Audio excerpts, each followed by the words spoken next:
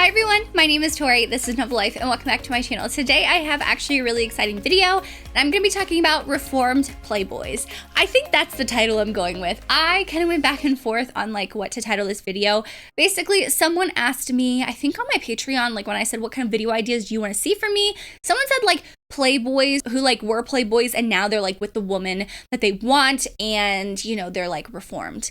I forgot what exactly the comment said. I had the title of Playboys turned good boys, but I was nah, that doesn't really work. So we're just going with reformed Playboys, okay? Now, I have 7 or 8 to share with you. I've really enjoyed all of these books, and it's actually something that I really love because the whole thing of them being a Playboy actually comes in and is a big part of the book. So yeah, that's personally why I loved it. So with all that being said, let's just go ahead and jump into the recommendations. The first one I'm just going to mention is one book that I cannot stop talking about, and that is Saving Six by Chloe Walsh. So this is the first book in Joey and Aoife's duet, and while this is more of an emotional thing, the Playboy, the reformed Playboy type thing, is more because he's been with a bunch of women and she has not been with any man. So it's something that she kind of feels a little self-conscious about. Honestly, it's a kind of small part of their story. I mean, these books are huge, okay? But I love Joey and Aoife's story. It's the reason why I love reading romance. It's one of my favorite books of the year is Redeeming Six, which is the second book. It's on my shelf. I didn't want to pull two huge ass books down, but I love their story, and I love that Joey is constantly trying to prove to Aoife that even though he's been with a bunch of other women, she is literally the only one for him. She is the one person that he is living his life for, and I love him so much. Okay, I'm not gonna talk about it too much because I could go on and on about them, but we'll just leave it at that, okay? Okay. The next one is one that made me immediately think of a reformed Playboy, and that's The Score by Al Kennedy. I recently read the whole off-campus series, well, minus the fourth book. I DNF the fourth book. We're not talking about the fourth book. We're talking about this book. This one is Dean's story, and I knew from the moment I met Dean, I was I'm gonna love this dude. I'm gonna fall in love with his story. I think that both of them together creates this such an amazing book to read. They're just two characters that really complement each other well. But basically, Dean is the Playboy. He is the well-known Playboy on the hockey team. This is a new adult college romance, and he's been with quite a lot of women, sometimes multiple women at the same time, I think there's one part in The Deal. Was it The Deal or one of the previous books in the series where you see Dean going at it with 2 women, and they're just oh yeah, he just does it down here, it's fine, he doesn't want to go up into his room. But Allie kind of does something to Dean, and she picks at his at his walls, and is okay, but why are you a Playboy? And she's just I don't want you because you're a Playboy.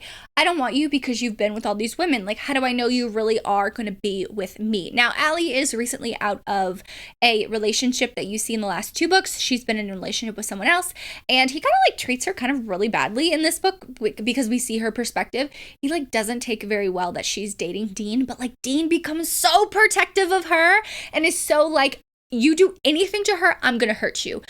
Who hurt you? Who did this to you? Do you know what I mean? All those vibes, and I personally really loved it. You really can see Dean kind of turning over a new leaf where he's okay, I found the right girl that makes me not want to do all the other bullshit that I've been doing, basically. And I love Dean so much. He's Dean is such a good character. Him and Garrett go back and forth in the off-campus series for who my favorite is. Some days it's Dean, sometimes it's Garrett, depending on the day. The next one I have is The Words by Ashley Jade. So I feel this is the ultimate reformed Playboy. Now, this is a lot more emotional and has a couple more triggers than, say, most of these other books. If you know Ashley Jade's writing, you know what you're in for.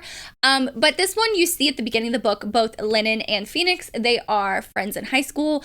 Lennon is a plus-size female character, and she struggles with that throughout the whole book. But something happens where Phoenix betrays Lennon and her trust, and, they go their separate ways, and she never talks to him again. She's angry. So when they're grown up now, Phoenix is in a band. It's called Sharp Objects.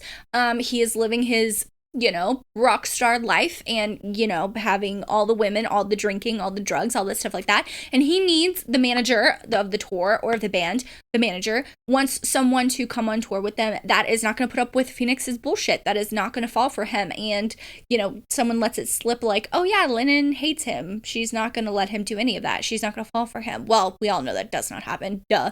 But Lennon comes on tour, and Lennon is I need you to get it together. Now, the reason why he's doing all of those things with the women, the drugs, the alcohol, all of that, It's because he has some emotional trauma, and that's where the emotional part comes up. But this book, for me, I cried like 3 separate times in this book because he's really, really struggling. And Lennon does struggle too, that he's had all these women and stuff like that, and she hasn't had really all of those experiences. Also, she thinks that because she's plus size, like that's kind of, I mean, she's not, a lot of people critique Ashley Jade for this, that she's not plus size later in the book, but she has a little bit better of a relationship with herself and her body and what she eats and how she works out and stuff like that. So it's, you know, seeing the difference between when she was younger to where she is now, of how she's grown as well. But I love Phoenix and Lennon's story. I think it's really, really emotional story. So check your triggers before going in, because there's a lot that happens. But him being that reformed playboy, oh man, I love this book so much. It's thick, but I promise you it's worth it. The next one I have is Playing Hard to Get by Monica Murphy. So this is one of Monica Murphy's newest release. I think the second book in this series recently just came out, and this one's on the shorter side. So in this case, we have our main male character. He is the star of the football team. Star of the football team. And our female character turns out to be his tutor. So he is not doing so well with schooling and stuff like that. And she's been tutoring for a while in school. So it's another new adult college romance. And she starts tutoring him, and they kind of, in that room, like nothing leaves that room. And he has something very similar to like dyslexia. It's basically struggling to read, and she's like, what about audiobooks? Have you tried audiobooks? Like, she's really trying to help him. She wants to do that when she gets older. So that's her job that she wants to do. And she is so off put by the reputation that he has, that is like the one thing that she doesn't want to fall for his charm. So of course she likes him, and he obviously likes her, but in that room nothing leaves. So they have like moments together in that room, but when they leave, it's like he goes back into this being, like he goes back to being this like playboy and this reputation. And I just, it makes for some like good angstiness, because he has to prove to our female character that she is the one that he actually wants, and it's like for real this time. And she's like, but how do I know that's true when you went through all of these other women? Like, how do I know like you're really gonna stick with me and really gonna like me when I haven't had the experiences that some of the other girls have? I don't look like the other girls. Like how do I know, right? And he has to prove that to her. And I really enjoyed this one. It did end a little quickly for my liking, but if you're looking just for a super sweet read, definitely check out this one. The next one I have is The Hookup by Christy Callahan. So this one, we have Drew Baylor, and oh my god, Drew Baylor is the ultimate reformed playboy. He literally is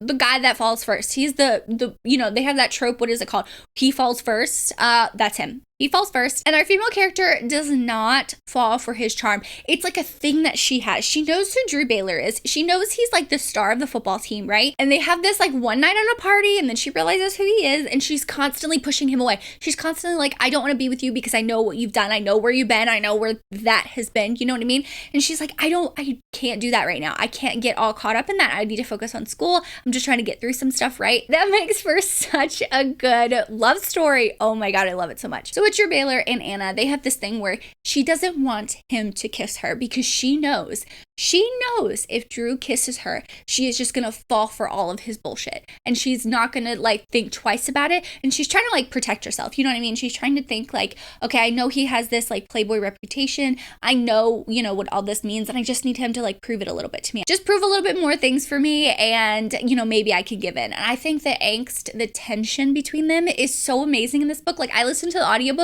and I read along physically because I was absolutely obsessed with this book. I love them. I love them as a couple. I love what they go through. It's actually very, very emotional. I cried a little bit in this book. I was actually extremely surprised by that. Like, so surprised. I didn't even think that it was going to be that emotional to make me cry, but it did. I was so connected to these characters. Love them so much. The next book I have is The Controversial Princess by Jodi Ellen Malpass. So this one is a royal romance. Obviously, we have our female character. She is the princess of the British monarchy. It's kind of like Jodi Ellen Malpass's world type of a thing. But she is the youngest, and she meets this Hollywood actor, basically, that is a playboy. Duh. I mean, the whole thing is like, the reformed playboy thing is kind of a little bit like not as prevalent in some of these other books, but I would still highly, highly recommend, only because the angst of her being a princess, she obviously has done a lot of things that's controversial. Clearly, she's a controversial princess. And then you have this guy who she meets at kind of like a party, and she thinks it's just going to be one thing. They have a time. They have a good time. He goes his own way. But then he comes back and he's like, I need more of you. And I really, really enjoyed this duet. The second book is called His True Queen, which I love that book too. I would say the second one is probably a little bit, you know, less angsty and it drags out a little bit too long. But the first book, you get dragged in. Like, you'll never want to stop. I did listen to the audiobooks. Highly recommend doing that. Really, really enjoyed them. But this is another one where I love both characters and I love the journey that you go on with them, considering it's a royal romance with someone who's, you know, a famous actor that's a playboy. The next one and last one I have is Break the Ice by L.A. Cotton. So this one is kind of another book that kind of like sparked my inspiration for wanting to do this video. So in this case, we have our main male character. He is on the hockey team. Now, I do know that L.A. Cotton has, I think, 2 novellas maybe that are like prequels to this book. I don't know. It's very confusing the way that she has it. This was my first book by L.A. Cotton. I listened to the audiobook and I highly would recommend this book. I enjoyed this so much. The audio is really, I think that the narrators did such a fantastic job with portraying the emotions and stuff like that. So in this book, we have our female character, Aurora. She actually moves into her brother's kind of like hockey house. Her brother is on the hockey team. I think he's captain of the hockey team, if I'm not mistaken.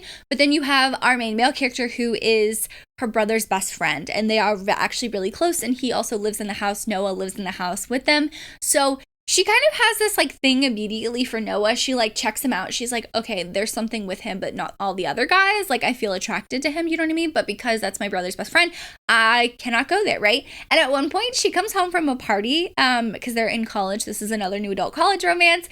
And she thinks that he's like having sex with this girl because he has been with a lot of girls and he knows that. He's like, I have been with a lot of girls, and one of the girls that he's had a past with and like kind of like casually hooked up with becomes like a problem in the book, which I mean, like, it's not my favorite thing, but it worked out. It wasn't like the most awful thing that I've read.